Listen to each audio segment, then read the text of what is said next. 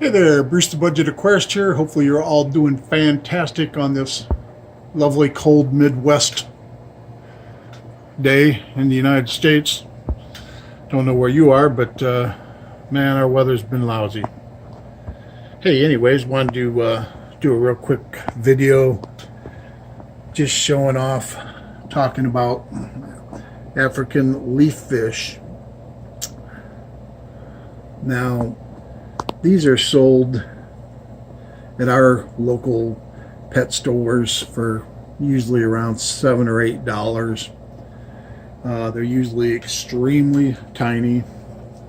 Matter of fact, I got a baby back here I can show you. And you can see the size of that in relation to that. It's a 200-watt feeder there, or feeder, 200-watt heater. So just a little bitty guy. And I have 3 more, total of 4 of them in this 55. That's a big male, and he's in his cave. That's his castle. It's pretty protective of it.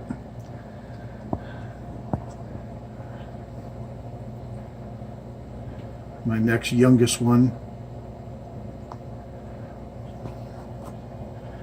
And then this one here is an interesting fish. If you see its mouth, it's kind of open.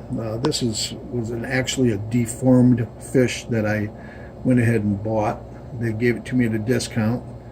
I didn't know how it would do.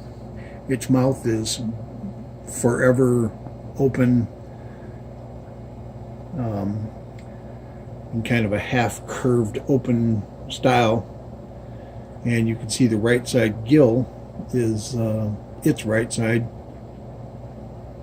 is also much more flared and large.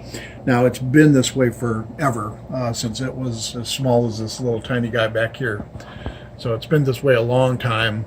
I've read up on it and found out that it can be genetic. It could have been from really bad water conditions when it was a baby, but it's probably genetic. I'm going to go ahead and drop some bloodworms in here. Entice these guys to come out and eat a little bit.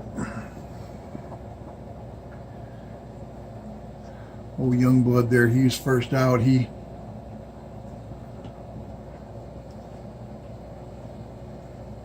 can see this is their eating style. When they get a little bigger, they'll eat a lot of live food, minnows and such.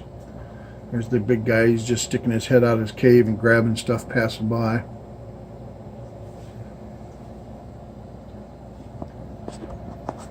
They love bloodworms and shrimp.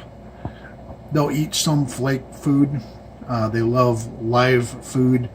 I buy a lot of minnows and keep them in a separate tank. And once I'm sure they're okay, no diseases, then I'll drop a bunch in here.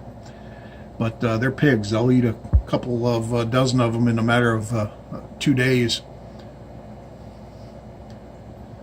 You can see this guy loves the bloodworms. Back up top here, even the little tiny guy getting in the action.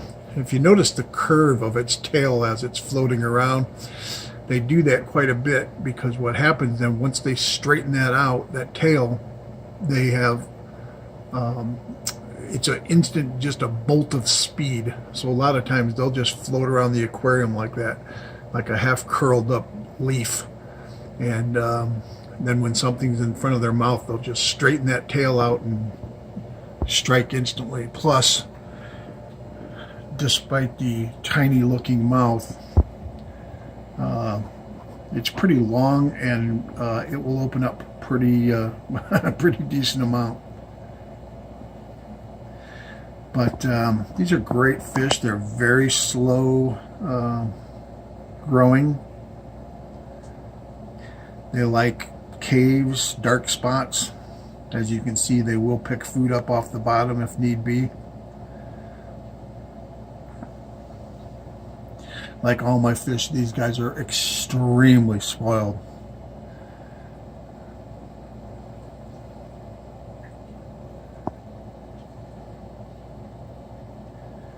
I think this guy here just likes to eat more than the others because he's trying to catch up with the size.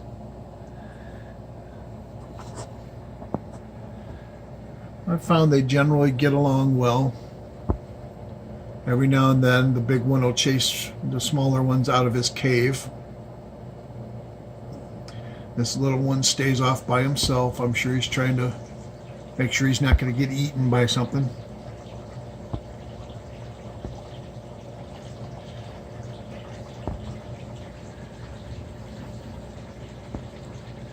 There's the big one sticking his head out, grabbing up food.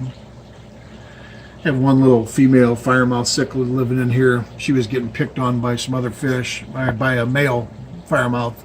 So I left her in here to heal up, and then she's going to be getting out of there.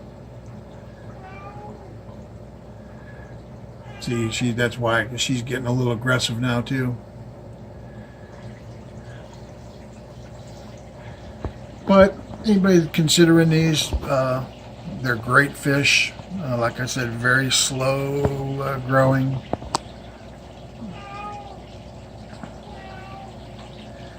But I have found they're peaceful with other fish, except for fish that they can get in their mouth. They will eat them. So keep that in mind.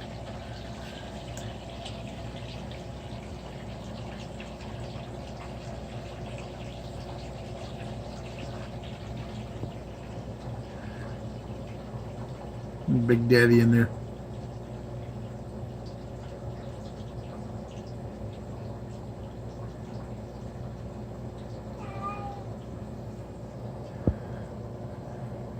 Well, it sounds like my cat wants out of the fish room, so I better get going. I wish you all a great day. Thanks for watching, and I can highly recommend these fish to anybody who's thinking about getting them. All the best.